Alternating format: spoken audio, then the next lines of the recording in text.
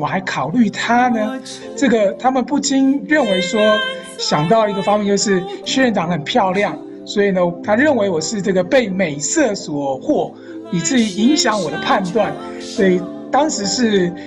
有给我这样的忠告，说这个要选择另外一半。如果是真心要侍奉神，我的呼召是真的话，那么选择这个师母的时候呢，应该是要看这个心智，而不是看外貌。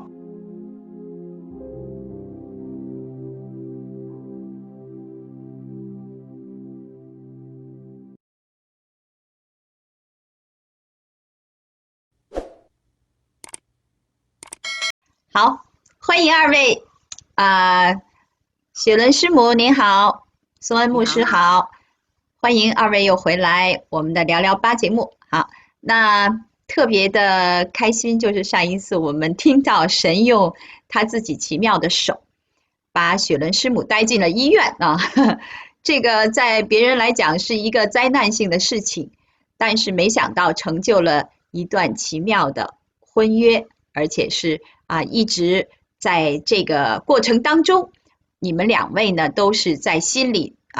没有这个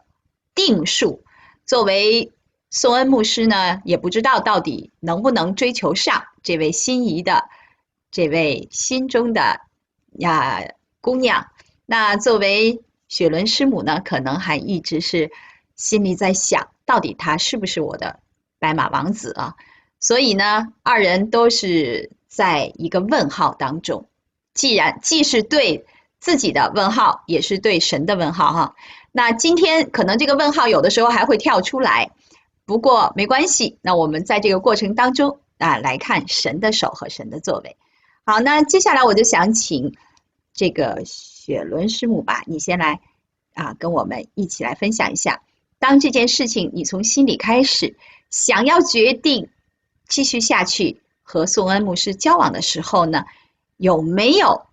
来自一些声音，就是说家人的支持朋友的这个赞赏或者是教会弟兄姐妹们，他们又对你们这样的一个交往有什么反响呢？能不能来聊一聊？我参加的教会是一个很大的教会差不多可能有2000人吧，至少。所以呢，层层分级那我又是刚来的嘛，又刚信嘛，所以一个很小的小组，主要是照顾我的区牧在牧者就反正基本上没有什么机会跟我们的主任牧师讲到什么话。但是我在跟我小组姐妹们或者我的区牧长可能有讨论到说，有人在追我那他们一定会有这样的反应嘛？哎呀，是谁哪里来的弟兄我们介绍，帮你看一看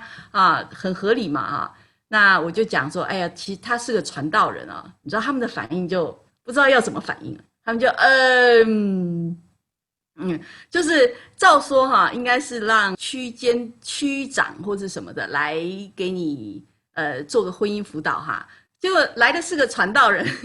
谁辅导谁就是他们就有点尴尬，就不知道要怎么处理这个情况这是一方面，就是这个不知道怎么对等另外一方面呢，他们也觉得这适合吗我的区长当然就把这个情况报告给区牧那区牧也是一个年轻的传道事实上我觉得宋恩牧师还认识他呢洪恩传道，然后呢他就认识了，就觉得这更是不可思议了那时候就放下了一句话我是听他们传给我听的就是说，如果呢这个雪伦姐妹她愿意放下一切的工作，愿意去读神学院那咱们再来谈这件事情。如果没有这个心智我觉得就不用考虑了就那样那我那个时候当然也不想要做师母我就觉得说，开什么玩笑，放下一切去念神学，门儿都没有我就觉得怎么可能呢，对不对？然后我正好也符合我的意愿嘛我就觉得就把这个话当然就转给宋恩传道盼望他就止步于此你看我那时候还说他们也不答应吗？是不是那时候说文传道也是反应也是很有意思的。能不能牧师啊，您来谈一谈好不好？你当时的反应是？好，我先讲一下从 Sharon 他们那边的牧长们的回应给我的回应。我记得印象当中，我跟他的区长跟他的区牧都见过面。那总而言之，从他们两位的反应当中，就是给我回应说，他们认为 Sharon 现在呢，明显的没有全职侍奉的想法，也没有这样的行动，或是不论在服事的参与上，或是可能去神学院进修个1-2堂课啊，这些都没有。在这样情况下面，我要跟他是几乎是不可能的，因为他觉得我是一个将来要走全职侍奉道路的人，而他不是，两个人的目标看起来不一样，那么他们就不禁往一个方向去想，因为Sharon她长得很漂亮，长这个外貌很出众，他们就认为我是被这个她的外貌所迷惑，所以失去了判断，就给我这个很深切的忠告，就是说如果我认为我的呼召是真的，很认真的看待上帝要我全职侍奉他这个传道人的呼召的话，就不应该去考虑 Sharon， 应该去考虑那些已经有这样的心智，甚至可能是已经在神学院里面的这些这个女同学啊，或者学妹啊、学姐这些人，不要去考虑 Sharon， 除非 Sharon 他现在就有这样得到上帝的这个呼召，也决定去进入神学院进修，他认为。除非在这个前提下，他才看好我们两个人的未来的发展，否则他是觉得他是不建议，而且觉得很担心我是不是只看到外貌而没有看重服事的心智。那当然，外貌与心智不是2择1的，有时候可能是同时兼有的，但是。从我收到会议室，他们都认为Sharon并没有这样的心智，那么他建议我要去找一个有心智的，而不是找一个有外貌的。那对我来说，的确在当下是一个浇了一盆冷水但是我就要回想说，一开始我跟问上帝，上帝告诉我呢，耶利米书32章要我等，那上帝没有说这个你现在就是你的，他只需要等，而且要付代价。那我就要做一个决定，碰到这样的情况的时候，我要停看选择，到底我要继续坚持上帝之前我从上帝那边领受的，还是我要听现在环境给我的声音？所以在那个当下当中，面对这样的一个冲击，我自己去考虑，去重新思考整个跟 Sharon 认识过程当中，还有上帝怎么样的带领。我觉得上帝是有带领的，我也觉得在Sharon在办画展，看到他的确有服事的心智，只是他用的方式在一般的教会里面看来很另类，也是比较少去采用的，所以我不觉得Sharon是完全没有侍奉神心智的姐妹，因此呢，我就也看到上帝这样一路的带领，我就觉得我愿意去。坚持当初我从上帝所领受的那样的一个话语以及带领，而不是只是听从外面的环境，特别是Sharon他那边区牧跟区长的建议。那看样子，这个给了我们一个新的课题让我们来想，究竟我们怎么来知道神的心意和神的声音有的时候我们在说我们自己心里想一种想法，但是呢，我们还是要听一听外面的人怎么来给我们建议，以至于我们来印证我们的想法和我们的心意是不是从神而来的那同样的，你也面对了这样的一个挑战。那现在外面的声音是一种，那在你的心里又是另一种所以这个确确实实是一个比较难解的问题。那对于这个问题来讲呢，我相信雪伦师母你自己也应该有一些的体会你来讲一讲你这一方面所领受的好吗？我觉得牧者们嘛他们因为比较熟读圣经，所以也很明白，就是说去侍奉神、去牧会遇见会面对到的挑战。所以他们会根据这个来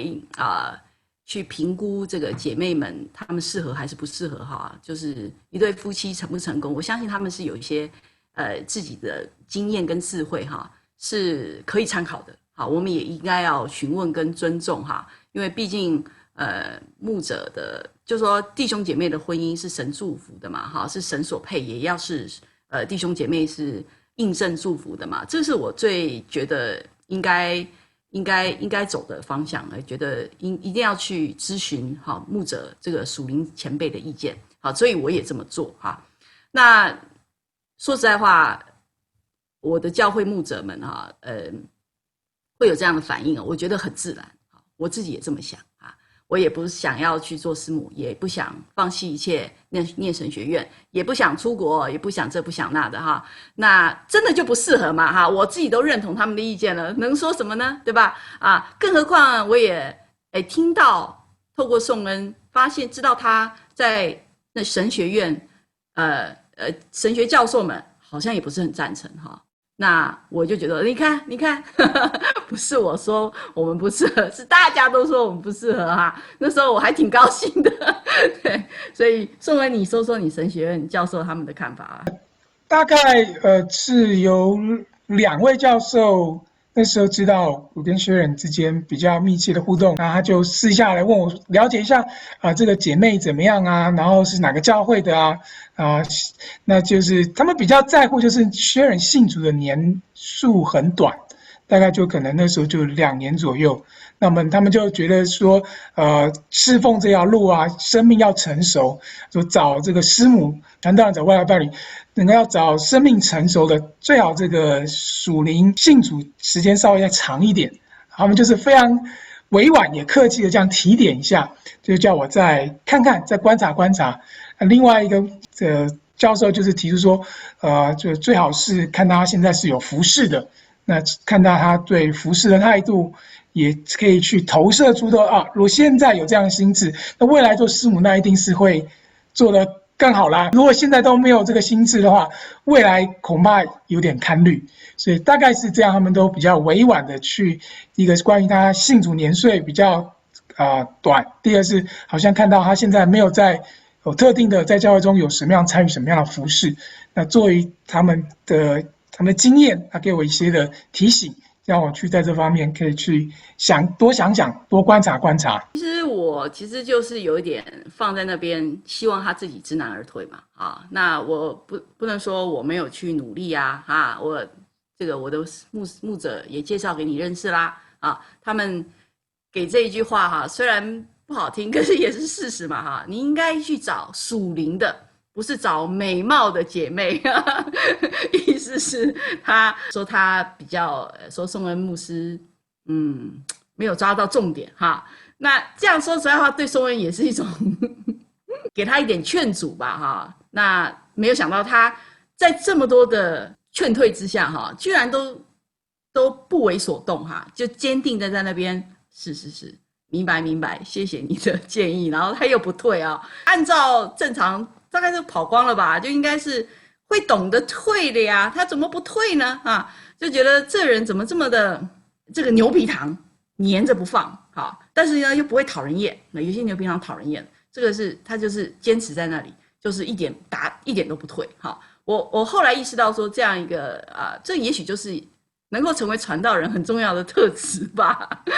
心意坚定那个身段柔软